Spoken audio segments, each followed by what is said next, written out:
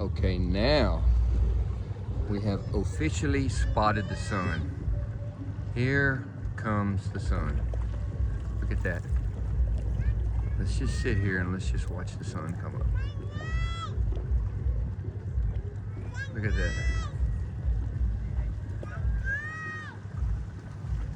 Somebody out there fishing.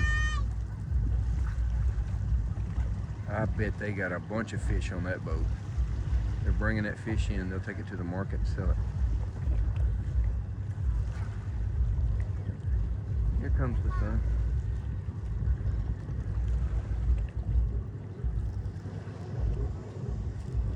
I think a lot of people are out here waiting for the sun to come up. Let's see what happens.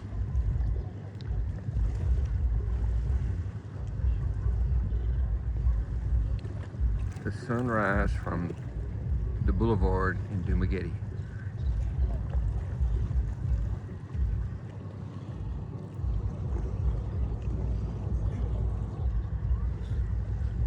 Oh, this is going to be way better than I thought. Look at that.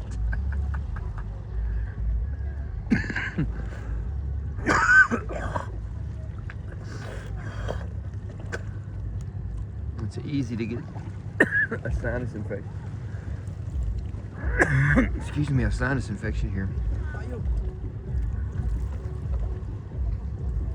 Look at that. This is going to be really good. That's actually, it's coming through Cebu over there. It's kind of peeking through the mountains, coming over the mountains and through the clouds.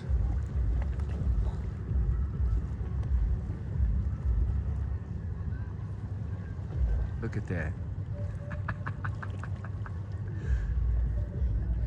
Like I said a million times, when you get to the Philippines, when you get off the airplane, you've added 10 years to your life. Basically, when you get, look at that sun, when you get on the airplane in Los Angeles, look at that. Everybody is so much nicer. Look at that, here it comes. Everybody is so much nicer. The Philippine airline, the people, customer service. When you get to LA, look at that, and you're fixing to get on the airplane, and you call customer service, they say, I forgot what they say, it's something in Mabuhay. They say, Mabuhay, what shall I call you? What is your callback number in case we get disconnected? They're so nice and helpful. Unlike, look at that sunrise. Unlike the way they are, look at that sunrise. Unlike the way they are in America. You get on the airplane. Of course, I flew first class. There was like 6 flight attendants to the first class. There might have been 12 people there. They came to me and talked to me 5 minutes. What is your name? Where are you going? What would you like? What would you like for breakfast? What would you like for lunch? What would you like for dinner? Do you want us to wake you up if you're asleep? What are your preferences? Unbelievably nice. Then when I landed in Manila after a 15-hour flight, it was just, you can lay that bed down like in a cocoon and go to sleep, which is what I did basically. Then, I gotta switch hands. Then, I kind of ate, watched TV for 3 hours. Then I went to sleep for like 5 hours. Then I woke up, ate again. Then I went to sleep for another 3 hours. So the 15-hour flight can be a lot shorter if you just sleep. Just go to sleep. Take you 2 aspirins and go to sleep. That's what I did. So anyway, when you get to LA and you're getting on that plane, you get off in the Philippines, you just added 10 years to your life. The food is so much better. You know, I got off the plane in Manila, and I didn't have my e-travel thing filled out. I was just a nervous wreck, because you know, I think I'm in a rush all the time. I gotta hurry up. I gotta get through immigration. I got 3-hour layover. So the first person I met, was so nice. She was a security guard. She helped me fill out my e-travel. She helped me fill out everything. And she gave me her WhatsApp number, and we talked for weeks after that. I mean, just unbelievable, helpful, nice people. And then she took off from where she was. She took a break. She showed me where to go through immigration. I got done with immigration, and I knew I had to exchange some money. She took me where to exchange the money. I mean, just the nicest people. Then I had to catch a bus over to another terminal to catch the flight to Dumaguete. She took me to the bus. She spent 20 minutes tour guiding me, taking me around. She took me to the bus and said, this is the bus you ride. Just stay on this bus. It's going to take you to the other terminal. Such a nice person. And we communicated for weeks on WhatsApp. I have got to go back and find her number on WhatsApp and just call her and see how she's doing. But that's the way people are here. People are just nice. They want to help you. Now, are there some scammers here? Yeah. But you're going to see through that quickly. But you've got to understand, this is their way of life. If you're making $6 a day and you scam somebody for $1, that's nothing to an American. That's just the way it is here. Look at that sunrise. I thought I got here too late for the sunrise, but really I actually got here in plenty of time. Now that sunrise is going to burn off a lot of this fog and stuff. So anyway, and then we haven't even talked about the food. The food is fresh. It's not frozen. It doesn't have chemicals and insecticides and preservatives in it. I lost 15 pounds since I've been here. Now I do a lot of walking every day, but I lost 15 pounds and I eat like a king. I can go and eat for $8. A nice meal at the nicest restaurant for $8. Now, if you want to go down here to Boulevard to the fancy restaurants and spend $25, you can. But you know, a chicken is a chicken. Pork is a pork. I can go to the food court and eat pork, vegetables, macaroni and cheese, and cake for $5. And it's fresh and good, and you never get sick. Look at that sunrise. And then there's no stress. You know, I have zero stress. There's no crime. You know, I don't have a mailbox. I'm not constantly getting mails for bills. You know, I don't have to worry about anything. I've got my Social Security, my YouTube channel makes money, my stocks makes money, my tree business in Memphis makes money. It's not a lot, but it's a lot for the Philippines. So I have zero stress. I mean, I get up every morning early. I work on my YouTube page. I go lift weights. I try to go jogging, but my right knee is messed up from the motorcycle crash. It's a lot better. My left ankle, I was cutting the grass and I stepped in a hole, the same hole twice. You would think after the first time I stepped in the hole that I would have filled the hole, but that would not be logical for an American man. So my left ankle is still recuperating, and my right knee has really done great. I haven't ridden the dirt bike all week. I'm gonna try and ride it tomorrow. Now, here comes the sun reflecting on the water. Look at that. But your food, your stress level, worrying about bills, worrying about employees, worrying about trying to get work all the time in America, that's non-existent here.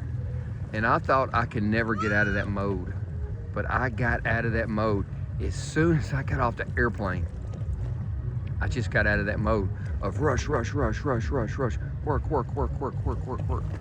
just completely got out of that mode. Look at that sunrise. Look at that sunrise. It's reflecting off the water. I'm filming this with my phone. It's iPhone Pro Max 16, I think. And every video that you see me film is filmed on my phone. It just does a great job. Look at the sunrise now, reflecting off the water.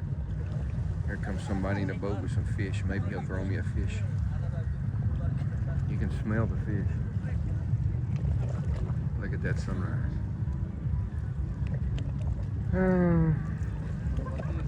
So I already ate breakfast. I cook my own breakfast every morning.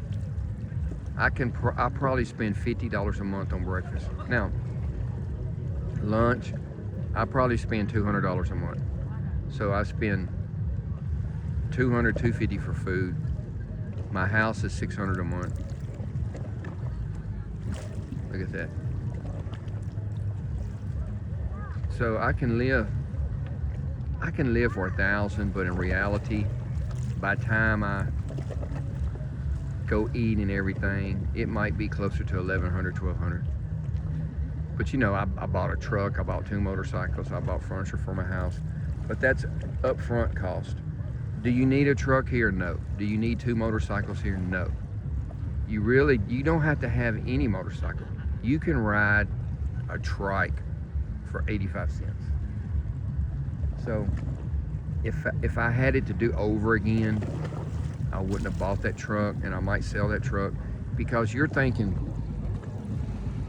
thinking, what if there's a typhoon? What if there's an earthquake? I need a truck to get around. You don't need that truck. You don't need it. Now the motorcycle I got, you could get by with a scooter, but I'm just not a scooter person, and it's so dangerous. You saw what happened on the way over here. A guy just pulled right in front of me. He pulled right in front of me. I had to hit both brakes. And he didn't think nothing about it. That's just the way it is here. He didn't have a helmet on, didn't have glasses on. Riding a scooter around here with no glasses, with there's not a lot of mosquitoes, but hitting bugs and rocks off trucks, I gotta quit looking at the sun, because it's bright right now. It's very bright. I'm not gonna look at it.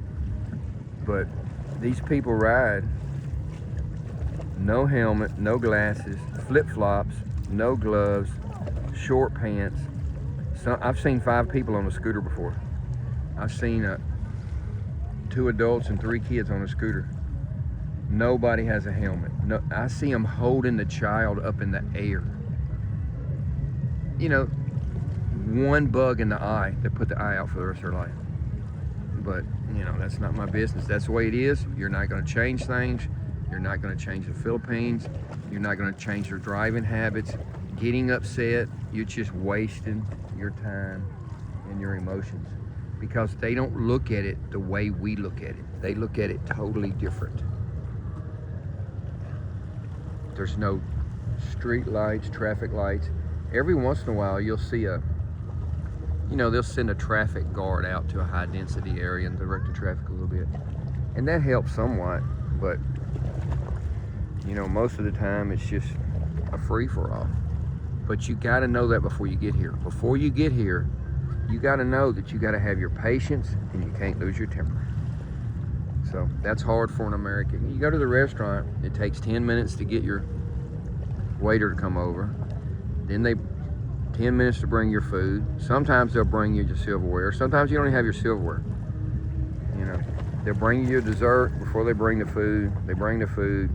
Then they don't bring your ketchup. They bring your ketchup 10 minutes after you've already eaten. And then it's another 10 minutes to get your check. You can't get your check. But that's the way it is. It's not gonna change. So you have to know that before you get here.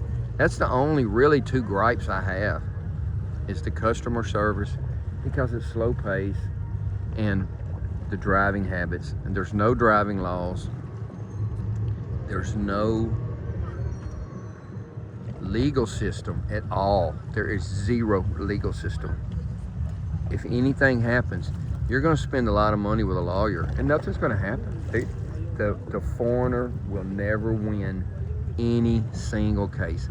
The guy that pulled in front of me on the scooter the other day, it was obviously his fault, and he wanted me to pay him. I'm like, you gotta be kidding, man. You almost broke my leg and possibly killed me. I'm not giving you any money. You gotta be joking. But look at that sunrise. I can't look at it now because it's too bright. I gotta look away. But the Philippines is nice. Now, I studied the Philippines for a year. Where to go, where not to go. And I picked Dumaguete because you never have a typhoon here. It always goes north. and it's very inexpensive. It's not full of people. I don't want to be in a town like Manila or New York City. Manila is so densely populated and there's so many people. And I mean, it's like New York City, but here there's no, I think there's one traffic light. There's no big bustling amount of people here. It's very peaceful. And a lot of expats come here. I don't see that many of them. I see very few, which is good. I don't want them here. It's like I got the whole city to myself. I got all of this to myself. Unlimited view, unlimited food, unlimited water, just beautiful scenery everywhere. Let me see if I can stand up here. I'm sitting on the wall of the ocean, looking down. I gotta quit looking at that sun because right now it's getting bright. I'm gonna have to get up and quit looking at it. I don't want to fall off this wall into the ocean. That would not be good. So I recommend the Philippines to anybody. If you're 62 and you have your pension, the day you get your pension, you need to get on an airplane and come to Dumaguete. Don't even look at any other place. I've done all that research for you. Just come to Dumaguete. You come here. You don't have to live like where I live. You can, I pay $600 a month. I got a nice big house with a big yard. You can get an apartment for $200 a month. You can get a condo with swimming pool, weight room, cover parking for $300 a month. But I don't want to see any people. I like to see people during the day. When I go home at night, I don't want to see any people, okay? So, look at that. But it's very inexpensive.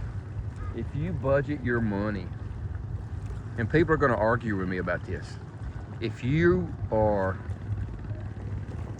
a budget person that's thrifty and cheap, you can live here for $700, $800 a month, comfortably. Now, I live in a big house. I want to stay there the rest of my life. I don't know what's going to happen to me. I don't know about my health. I don't know if I'm going to have a motorcycle crash. I don't know if I'm going to have a heart attack. But I could easily move into a small apartment. I got a 3-bedroom house. I don't need a 3-bedroom house. But I could get me a smaller place and almost double. I'm looking for some fish. Almost, it's just now getting over the mountain right there. I could almost double my ease of living. Look at that. There's a big ship way over there. There's no telling where it's coming from. Where did it go? It's a big ferry. It's got everything on it. It's got cars, people. I don't know where it's coming from, but okay. I gotta quit looking at that sun because it's getting really bright now. I'm gonna hold this camera here another minute or two. It is getting really, really bright.